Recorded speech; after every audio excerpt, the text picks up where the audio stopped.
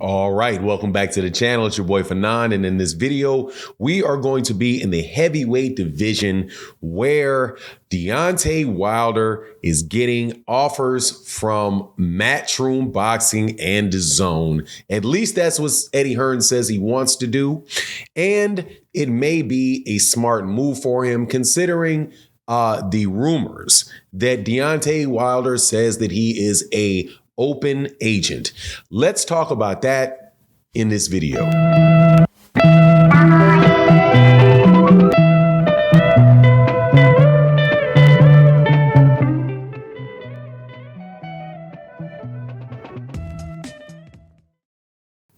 All right, welcome back to the channel. It's your boy Fanon. In this video, we're going to be in the heavyweight division talking about one of my favorite heavyweights of all time, and that is the Bronze Bomber Deontay Wilder, who has been in the news a good bit recently because of statements that he's made and I guess reports and rumors that are out there that he is fielding offers from other promoters for fights on other networks. And one of the biggest promoters in the world who actually has a lot of fighters over there, or at least one big fighter with him that I would love to see him fight, Deontay Wilder fight, and that's Anthony Joshua. Eddie Hearn has come out and said he would love to talk to Deontay Wilder about getting Deontay Wilder over there with them.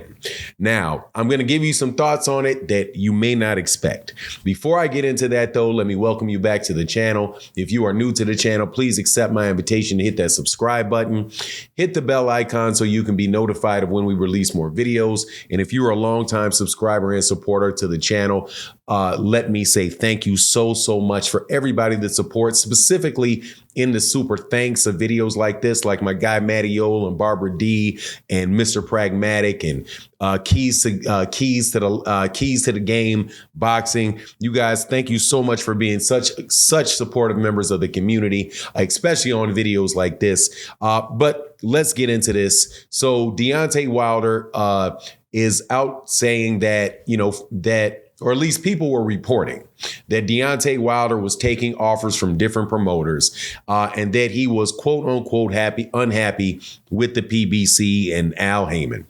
Now, in an interview that I saw, which was done by 78 Sports TV, Deontay Wilder said that that was not true, that he was happy with the PBC, that he was happy with Al Haymon, and, that he was definitely looking for different things and looking for, ways to get fights done. And that I believe that he said the words open agent, right? But, basically was put to rest the idea that he had some falling out with Al Haymon and some other stuff that was being said about him not getting his money, not getting paid and all of that. The stuff that a lot of people have been putting on the PBC lately.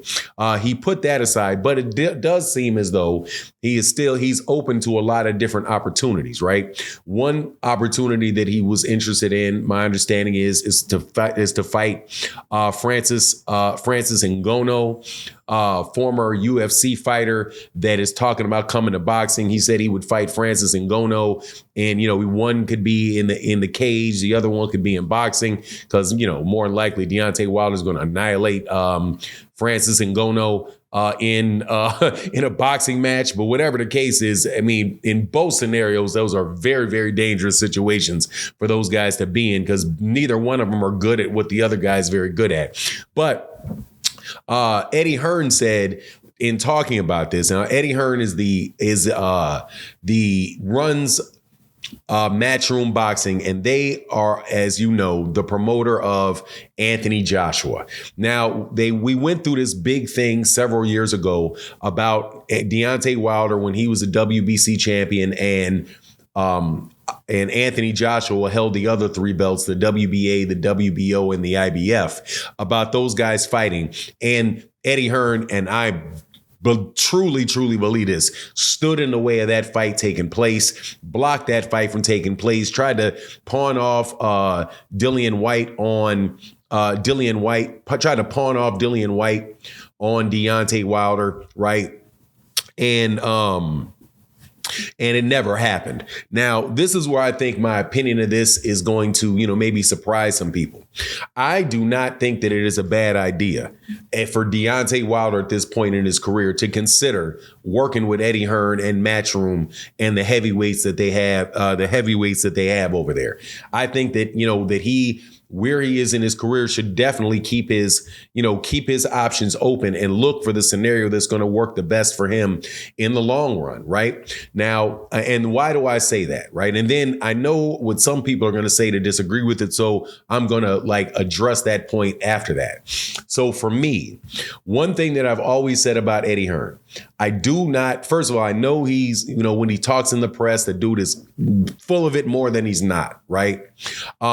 However, Eddie Hearn himself, for his bigger fighters, right, definitely has taken care of the bigger fighters that he's had. Now, I'm not saying Deontay Wilder needs to sign with him and make him his promoter. What I'm saying is that though they have a lot of heavyweights that Deontay Wilder could fight and beat and probably make a good amount of money doing so and get himself in a position where if he wants to then have a big championship fight or a big fight with Anthony Joshua, that fight could probably take place. And the likelihood of that fight increasing if they had a working relationship would go up. Right now, I'm not saying, yeah, definitely do it. Yeah, I'm not saying that. What I'm saying is that it is something that should be considered. There's this saying, man, that look, man, we don't have, you don't have permanent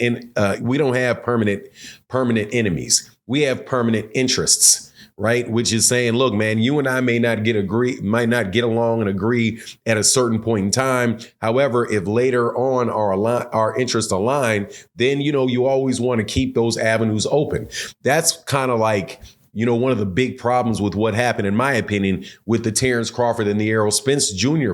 situation, that the way that Terrence Crawford handled that with the PBC, it was like the way that he just kind of ghosted him, and didn't let him know what was going on, really could make a situation where they don't want to really work with each other later down the road. Right. Some of the things that were said out of Terrence Crawford's camp was just so over the top about Al Heyman personally and Errol Spence Jr. personally that it may have just made them be like, look, man, nah, and you burn that bridge, right? I don't know if that's the case with Deontay Wilder and Matchroom, but fights with Dillian White, fights with Anthony Joshua.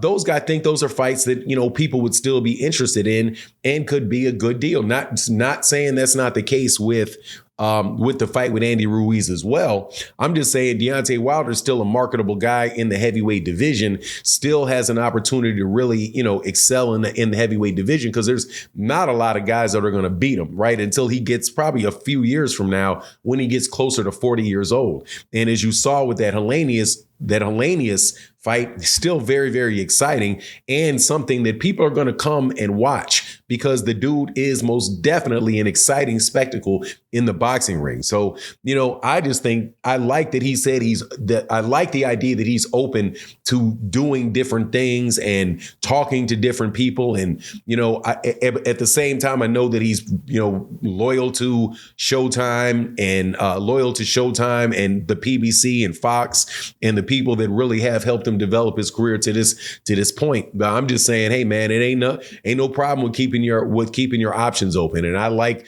the fact that, that those two, that could still be an option for him because I root for Deontay Wilder and I want Deontay Wilder, I want the best for Deontay Wilder. So anyway, that's my take on the matter. You let me know what you think in the comment section. And with that, I'm out. Peace.